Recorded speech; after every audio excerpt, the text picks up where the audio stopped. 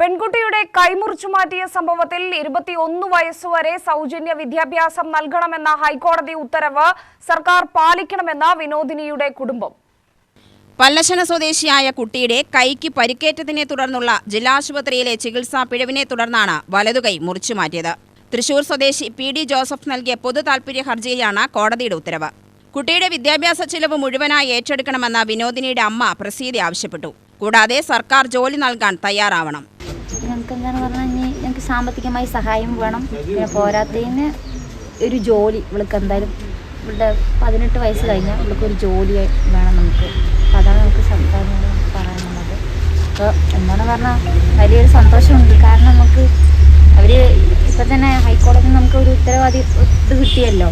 അതുകൊണ്ട് ഭയങ്കര സന്തോഷമുണ്ട്. അവർക്കൊരു സസ്പെൻഷൻ കിട്ടിയിട്ട് കാര്യമില്ല, ഒന്ന് ഡിസ്മിസ് ചെയ്യണം ഹോസ്പിറ്റലിൽ നിന്ന്. അതാണ് എനിക്കിപ്പോൾ ആഗ്രഹിക്കുന്നത്. കാരണം എന്താ പറഞ്ഞാൽ എൻ്റെ മുകളിൽ കയ്യാണ് പോയിരിക്കുന്നത്. അപ്പോൾ അതെന്താന്ന് പറഞ്ഞാൽ അതിനൊരു വലിയൊരു നിയമ നടപടി എന്തായാലും എടുക്കണം.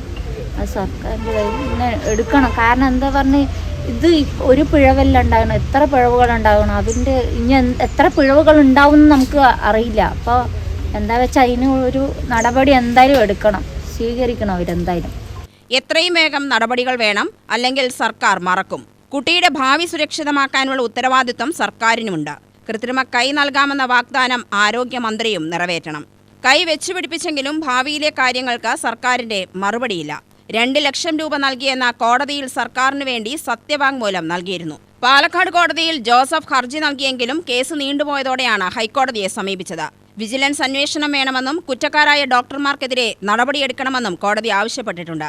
മുമ്പ് തന്തൂരി അടുപ്പിൽ യുവതിയെ ചുട്ടുകൊന്ന കേസിലും ജോസഫ് നൽകിയ പരാതിയിലാണ് കേസെടുത്ത് ശിക്ഷിച്ചത്.